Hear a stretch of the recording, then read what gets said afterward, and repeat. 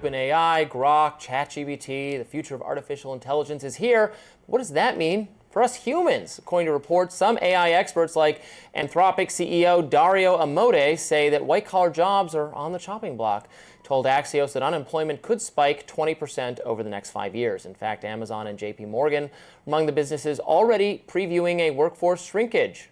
Now, on the other hand, there's a more positive outlook. The CEO of NVIDIA told CNN that AI will be a job killer, quote, the world runs out of ideas. But blue-collar job, once thought immune, could be in trouble too. In an op-ed for The Hill, contributor John McGillen predicted a, quote, blue-collar bloodbath. He wrote in part, quote, that's what keeps getting lost in the blue-collar victory lap. Yes, carpenters and plasters are in demand. Yes, robots still fumble with chaos and fine detail. But AI does not sleep. It doesn't stall. And most importantly, it doesn't peak. It just takes jobs. It studies them, watches, learns, and improves quietly and constantly. Oh, a lot of tech panic we're doing today. Yeah, you know where I stand on the you lose jobs to better technology. Like, we can't prevent that, and it makes sense if you do that in the abstract. That makes sense to everyone. Like, most people don't do back-breaking farm labor as their main job anymore. 500 years ago, that was the main job of working people, was to work in farms, and it was awful.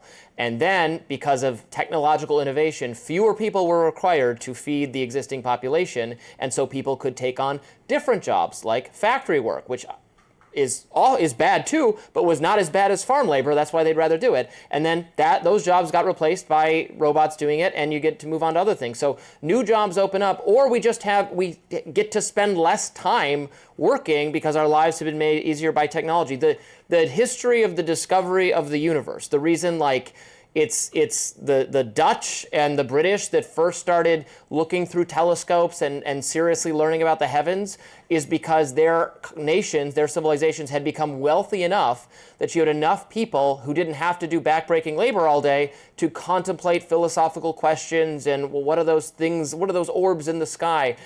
This is all good. This is all positive. Look, I think this is not a simple story of elimination. I think the nature of work will be changing. I also am not the person that's like, oh my gosh, get rid of AI. just like when TV came about, radio's done. No, we still have radio. We still listen to podcasts, even more than TV now.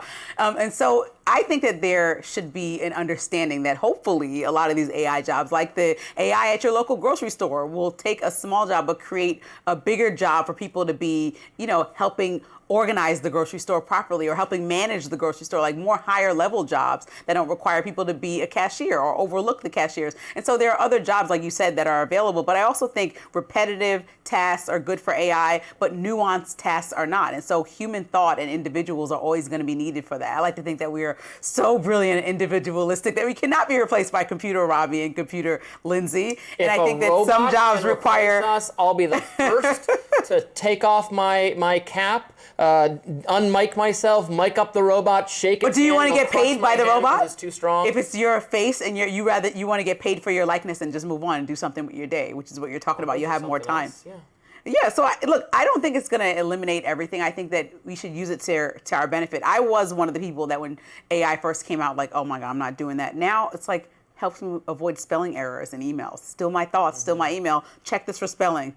Done. Send it. Or it'll help me create a deck with all my ideas in 5 minutes rather than 5 hours. Spell check, a function that Microsoft Word has that is good, right? Was somebody, were people saying, oh no, my precious job is a copy editor. But no, I'm sure someone was saying, but I'm a copy editor, so spell check, so Lindsey needs to pay for the my service. Job. No, of course not. That's silly. Well, I do think that AI, I know you and I, this is where we do disagree, that AI does need some sort of regulation. It should not just be the wild, wild west. And even though we do want to grow and excel and not let people beat us in other countries, because obviously that could be dangerous, but we want to make sure that, people like the last story we heard are not letting AI romance them to death. AI literally. And Wild Wild West is Westworld, which is a show I really enjoyed for 2-ish seasons, and then it went totally off the rails. But yeah, in that one we do some mean things to the robots, and then they try to kill us all. Right. We should not do that. That's always the end of that story because they are programmed by real people, and then Yeah. they'll have real emotions. In like that you one, just I learned. agreed with the most evil character, who was like, "We need to destroy all these machines. They're bad." You keep saying that Yeah. too often, that you agree with the most evil character and stuff. You said that about Game of Thrones. So I love Cersei. I support Cersei. She separated church and state. It's an important thing. That does it for us on Rising Live. Please look out for more exclusive YouTube content coming your way today.